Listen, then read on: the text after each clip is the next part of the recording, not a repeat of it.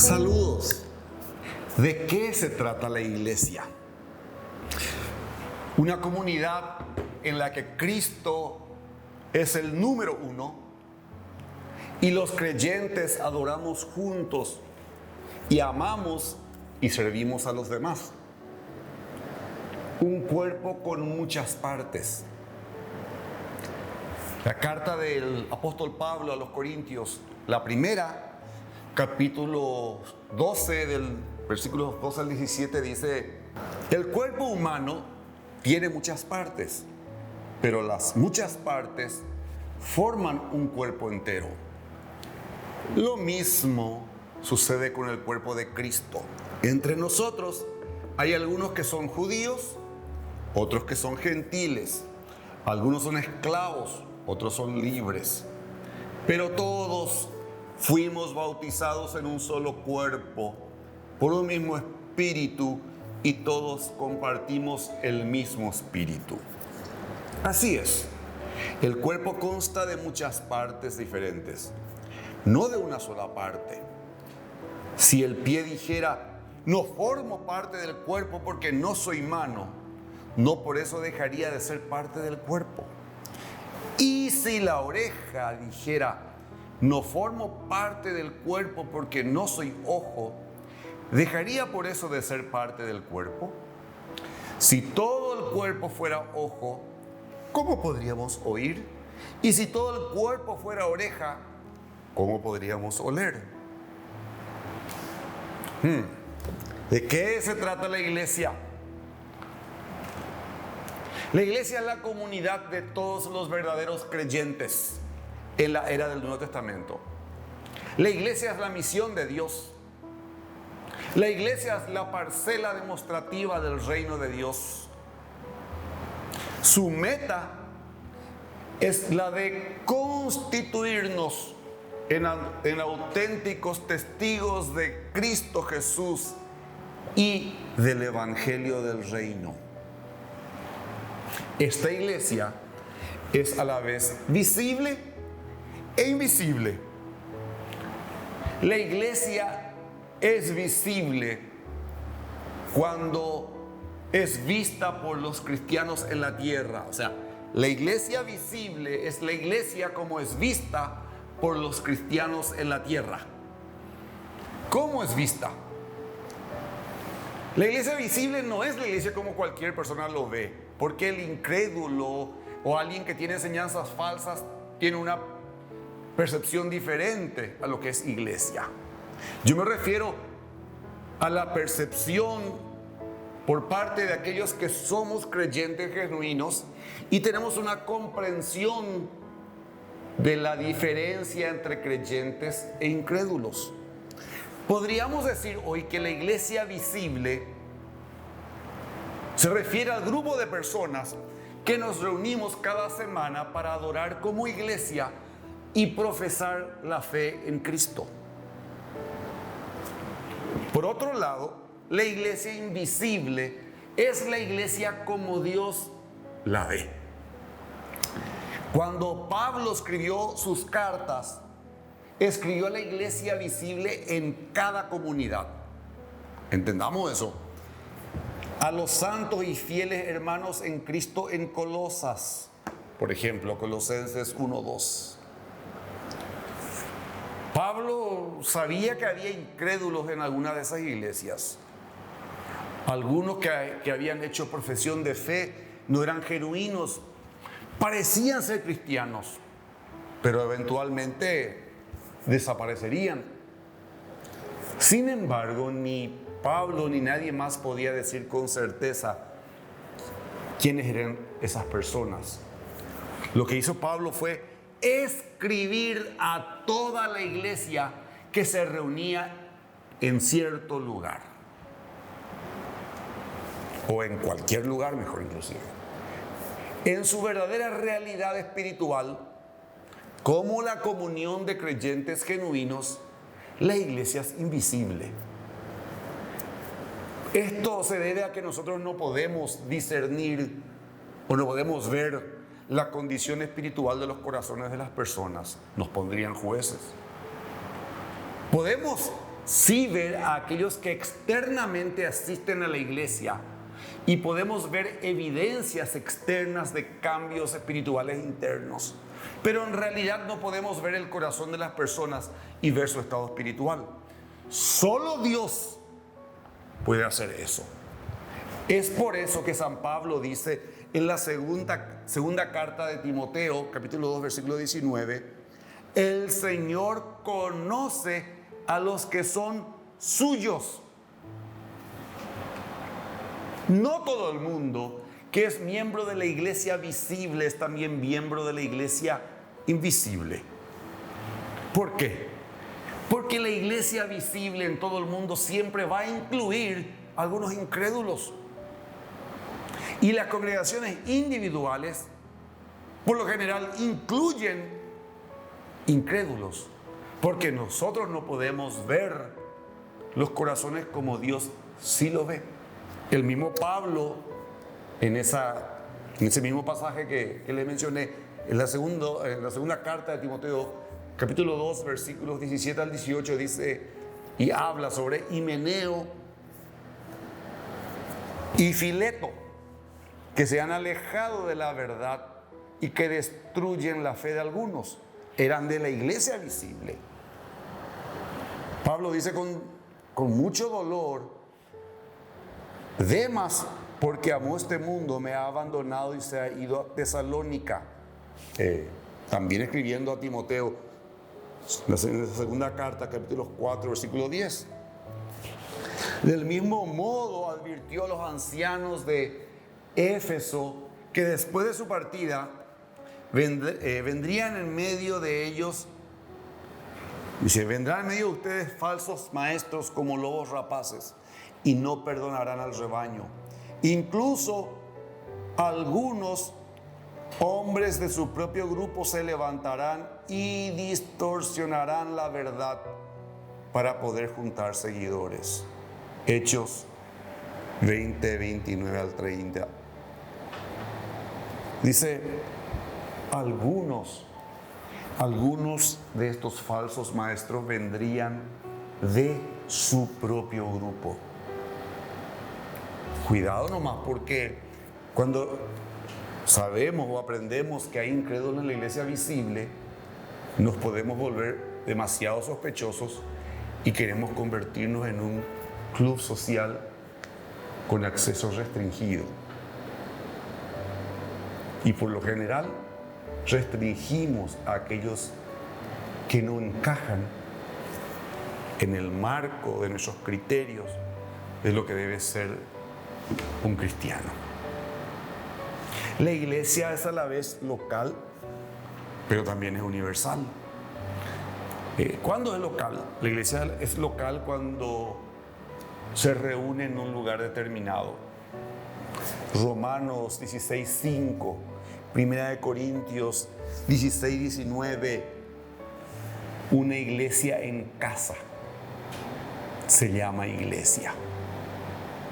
Nosotros como familia nos reunimos los sábados de noche dentro del complejo en que vivimos con mis diferentes hermanos o padres, sobrinos, donde compartimos la comunidad de fe como iglesia, en una iglesia. Invitamos a personas que quieren asistir a que sea parte, porque no está limitado a los miembros de la familia. Invitamos a todos aquellos que quieren asistir, y en mi casa, es una iglesia en casa. A la vez, la iglesia en toda una ciudad se lo llama iglesia, como está escrito en 1 Corintios 1, 2, 2 Corintios también habla en 16, 19.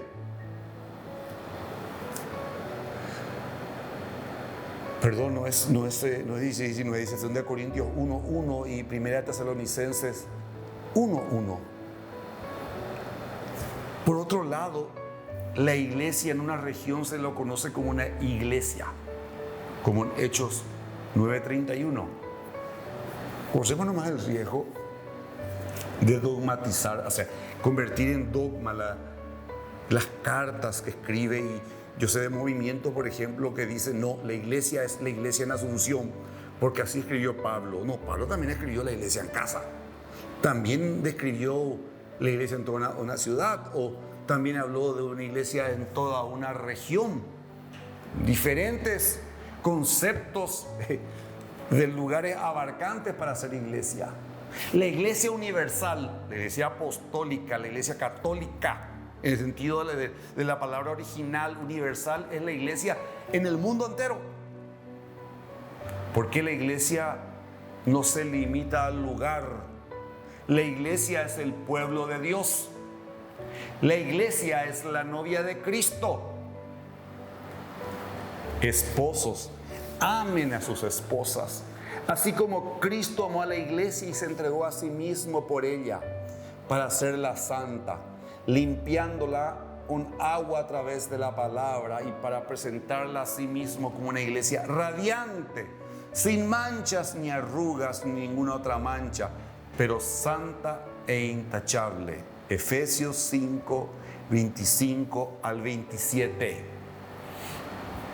Debemos esforzarnos por un mayor amor a Cristo, porque Cristo amó a la iglesia y se entregó a sí mismo por ella. Versículo 25. La iglesia solo debe tener ojos para su novio, Cristo Jesús. Pero también debemos esforzarnos por vivir una vida en mayor pureza, porque la meta de Cristo es hacer que la iglesia sea santa. Versículo 26.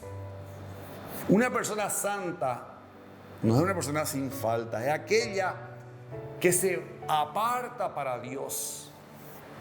Esto es lo que Jesús desea de su iglesia, que pueda ser apartada por completo para sí mismo. Y Cristo presentará a esta iglesia como una novia radiante y sin mancha, como producto final, cuando la iglesia aparecerá ante Dios en perfección en el día de su boda. 2 Corintios 11, 2 y 3 dice: porque los celo con celo de Dios, pues les he desposado con un solo marido, para presentarlos como una virgen pura a Cristo. Pero me temo que así como la serpiente con su astucia engañó a Eva, de alguna manera los pensamientos de ustedes se hayan extraviado de la sencillez y la pureza que deben a Cristo. La iglesia también es el cuerpo de Cristo, un cuerpo con muchas partes. Tocamos ese aspecto una y otra vez, pero dice que algunos son judíos, otros gentiles, esclavos, libres, pero todos bautizados en un solo cuerpo por un mismo espíritu, y todos compartimos el mismo espíritu. Dentro del contexto que somos una familia, partes de un mismo cuerpo cuya cabeza es Cristo, debemos reconocer nuestra interdependencia unos de otros. ¿Qué significa eso? Que en el cuerpo de Cristo debe haber no dependencia de una autoridad espiritual, sino solo Cristo, sino que interdependencia de unos con otros, porque todos somos parte de un mismo cuerpo. Lo que se llama unidad dentro de la diversidad, porque cada miembro del cuerpo, cada persona dentro de la iglesia de Cristo, aunque sea diferente entre sí, debe trabajar junta, cada uno haciendo lo suyo, para poder completar la misión de cuerpo que Cristo nos ha dado. No podemos hacerlo solo como órgano, cumpliéndose nuestra función separada de la iglesia. Sería como la punta de la flecha sin el mango, no tiene fuerza, no puede alcanzar, no puede cumplir su misión. Somos parte de un todo y nos necesitamos unos a otros. La palabra dice: basados en el privilegio y la autoridad que Dios me ha dado, le advierto a cada uno de ustedes lo siguiente: Ninguno se crea mejor de lo que realmente es. Sean realistas al evaluarse a ustedes mismos. Háganlo según la medida de fe que Dios les haya dado. Así como nuestro cuerpo tiene muchas partes y cada parte tiene una función específica, el cuerpo de Cristo también. Nosotros somos las diversas partes de un solo cuerpo y nos pertenecemos unos a otros. Fíjense, Pablo no se convierte en la autoridad por encima de todos los demás. Él está diciendo, somos nosotros las diversas partes de un solo cuerpo. Por tanto, nadie se crea superior al otro. Yo soy tu pastor, yo soy tu líder espiritual. Sí, para servicio, no para mandar ni ordenar ni creerse por encima del otro. Dice que todo el énfasis de Pablo en la unidad dentro de la diversidad pone en duda el comportamiento de la sociedad actual cristiana, que afirma ser religiosa, cristiana, que cree en Dios. Sin embargo, abandonamos la vida organizada del cuerpo de Cristo, la iglesia, o nos desvanecemos en la periferia porque hay una herencia muy fuerte de individualismo. Nosotros, al ser iglesia, tenemos que trabajar el doble para demostrar que el cristianismo no es una religión meramente personal, mi relación con Dios, sino que fundamentalmente corporativa. Incluso la tradición evangélica para una conversión traiciona este sesgo porque habla de una relación personal con Cristo. Ese es el punto de partida necesario, pero no podemos detenernos allí, sino que avanzar hasta que esa relación conduzca a relaciones interpersonales íntimas con otros creyentes. Efesios 1, 20, 22 dice: Dios ha puesto todo bajo la autoridad de Cristo, a quien hizo cabeza de todas las cosas para beneficio de la iglesia, y la iglesia es el cuerpo de Cristo. Aquí Pablo usa dos metáforas, y no voy a detenerme mucho en esto, pero habla Cristo como no visto como cabeza unido al cuerpo, sino más bien haciendo énfasis entre los miembros individuales como partes individuales, unidos hacia el cuerpo. En esta metáfora, Cristo es un Señor que está fuera de ese cuerpo, que representa a la iglesia y es a quien la iglesia sirve y adora. Pero eso vos ves en Efesios 1, 22, 23, también el 4, 15, 16, Colosenses 2, 19, donde Pablo describe mejor la metáfora para referirse a la iglesia y dice que Cristo es la cabeza y la iglesia es el resto del cuerpo, y el cuerpo debe someterse a la cabeza, que es Cristo. Debemos esforzarnos por servir a Cristo y a los demás.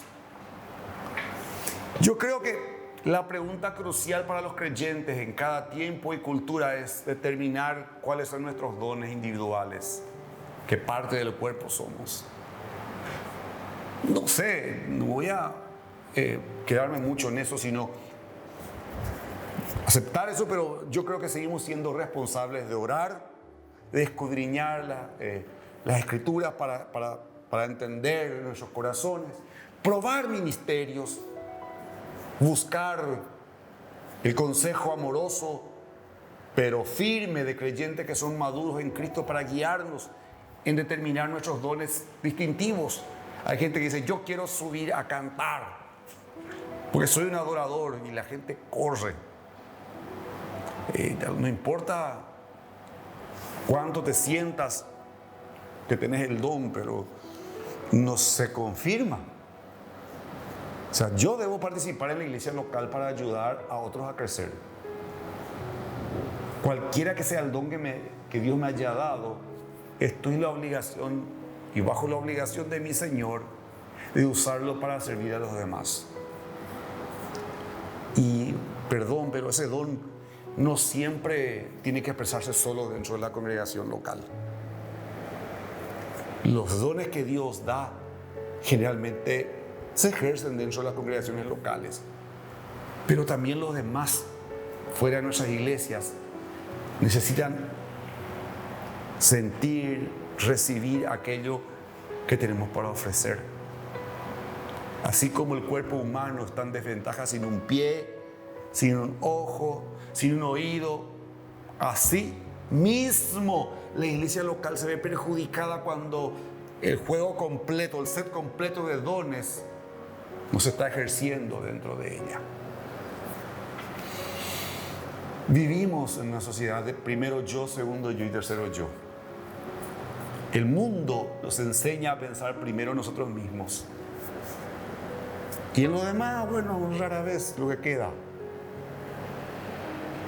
O sea que ustedes se dan cuenta que eso nos lleva a una mentalidad que inclusive nos lleva a esperar qué es lo que la iglesia local va a ofrecer a mis necesidades para que yo sea parte.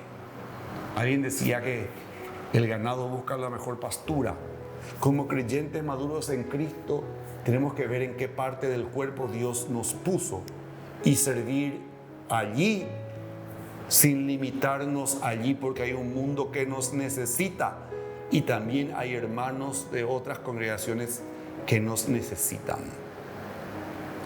Porque nos lleva al quinto punto, que la iglesia, y eso lo dije la vez pasada, es la familia de Dios. Así que, dice la palabra, ustedes, los gentiles, ya no son unos desconocidos ni extranjeros, son ciudadanos junto con todo el pueblo santo de Dios, son miembros de la familia de Dios. Efesios 2:19. Debemos entonces ver nuestro inmenso valor para Dios. Segunda de Corintios 6:18 dice: y yo seré su padre y ustedes serán mis hijos e hijas, dice el Señor Todopoderoso. Pues todos los que son guiados por el Espíritu de Dios son hijos de Dios. Y ustedes no han recibido un espíritu que los esclaviza al miedo. En cambio, recibieron al Espíritu de Dios cuando Él los adoptó como sus propios hijos. Y ahora lo llamamos Abba Padre, papá. Romanos 8:4-15. La palabra filiación también puede traducirse como adopción. Romanos 8:23, 9:4, Gálatas 4:5, Efesios 1:5. El Espíritu Santo mismo otorga a cada creyente los derechos y privilegios de los que somos hijos de Dios. Eso nos lleva a aumentar nuestra comunión unos con otros. Debemos tratarnos unos a otros como familia. La segunda carta de Pablo a Timoteo, capítulo 5, versículos 1 y 2, dice: nunca le hables con aspereza a un hombre mayor, sino llámale la atención con respeto como lo harías con tu propio padre. Dirígete a los jóvenes como si les hablaras a tus propios hermanos. Trata a las mujeres mayores como lo harías con tu madre. Y trata a las jóvenes como tus propias hermanas, con toda pureza. Esa iglesia es el templo de Dios. En contraste con el periodo del Antiguo Testamento, en el que Israel tenía un templo, como dice Éxodo 25:8, la iglesia hoy es un templo viviente. 1 Corintios 3:9 dice: tú eres el edificio de Dios. ¿No se dan cuenta que todos ustedes juntos son el templo de Dios y que el Espíritu de Dios vive en ustedes? Reclama Pablo, 1 Corintios 3:16. Fíjense que Pablo dice ustedes mismos en plural. Son el templo de Dios en singular.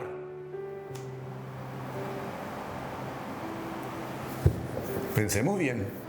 Debemos aumentar nuestra conciencia entonces de la presencia de Dios que mora en medio de nosotros. Ahora ustedes se acercan a Cristo, quien es la piedra viva principal del templo de Dios. La gente lo rechazó, pero Dios lo eligió para darle gran honra. Y ustedes son las piedras vivas con las cuales Dios edifica su templo espiritual. Además, son sacerdotes santos. Por la mediación de Jesucristo, ustedes ofrecen sacrificios espirituales que agradan a Dios. Como dicen las Escrituras, pongo en Jerusalén una piedra principal elegida para gran honra, y todo el que confía en él jamás será avergonzado. Primera de Pedro 2, 4 al 6.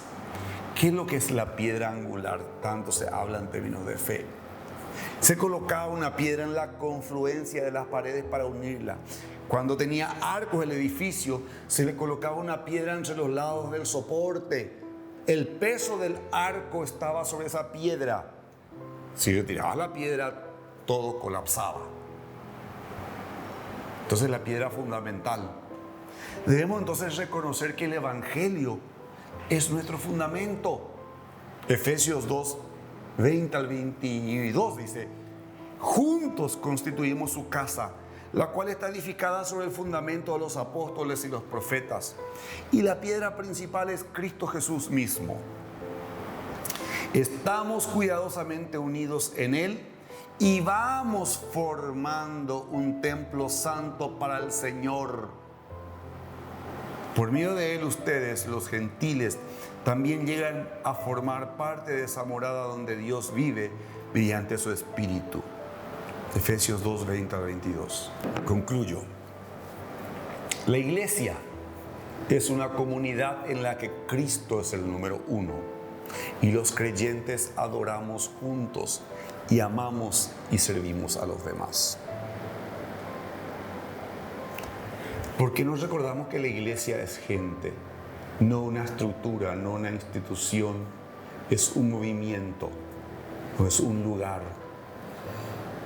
Por lo tanto, dice la palabra, imiten a Dios en todo lo que hagan, porque ustedes son sus hijos queridos. Vivan una vida llena de amor siguiendo el ejemplo de Cristo. Él nos amó y se ofreció a sí mismo como sacrificio por nosotros, como aroma agradable a Dios. Efesios 5, 1 y 2. Imitemos a Dios en todo lo que hacemos, porque somos sus hijos queridos. Y vivamos esa vida llena de amor siguiendo el ejemplo de Cristo, ofreciéndonos por los demás. Cuesta, porque toda la cultura es individualista. Yo puedo estar en casa, encender el televisor, escuchar un lindo sermón, ver un lindo evento musical, me siento bien. Pero necesito obedecer la palabra que dice, sin dejar de congregarse como algunos tienen por costumbre. Y yo mismo quiero pedir perdón a Dios. Cuesta. La pandemia nos atacó con todo y nos llevó al individualismo, al encerrarnos en nuestras casas. Hacemos home office, es fácil. Pero ¿y dónde están las necesidades de los demás? ¿Dónde está la palabra que dice que Él vino a dar su vida por los que estaban perdidos? ¿Dónde está el ejemplo de Jesús que fue a cenar en la casa del pecador? ¿Dónde está el verle a mi hermano que necesita de mí? Para aclararle, yo no me refiero solamente a asistir al evento del culto un domingo.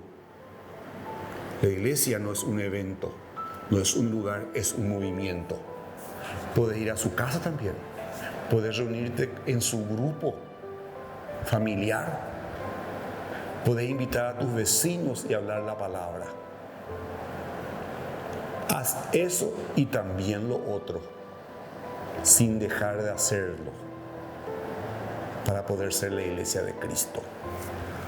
Dios mío, cuánto nos enseñas. Recibimos tu palabra.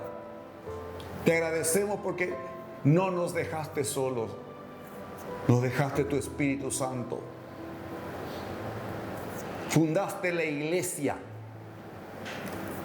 para ser tu pueblo, para ser tu familia, para ser la novia que espera santa e irreprochable, irreprensible a Cristo Jesús. Gracias. Gracias por darme hermanos y hermanas que oran por mí, que me ayudan en mis debilidades, que me extienden su mano cuando me caigo y me levantan, que me animan cuando me siento desanimado, que extienden sus manos y oran por mí cuando estoy enfermo, que abren sus corazones y me llaman y me escriben para preguntarme cómo estoy. Perdón si yo no lo he hecho y enséñame a ser un mejor miembro de tu cuerpo, a cumplir el don para el cual tú me llamaste a ser parte de tu cuerpo, el don que me diste como tu regalo, como una herramienta de servicio para ti, para la extensión de tu reino. Y a los que escucharon la palabra y aún no son parte de tu iglesia, para que podamos alcanzarlo aún a través de nuestra palabra en amor y con la unción y el favor de tu Espíritu. Y oramos como iglesia, como aquellos primeros cristianos, diciendo: mira, Dios mío, toda la amenaza, toda la persecución que hoy hay sobre tu iglesia. No pedimos que nos guarde, no pedimos que se cambien las leyes, no.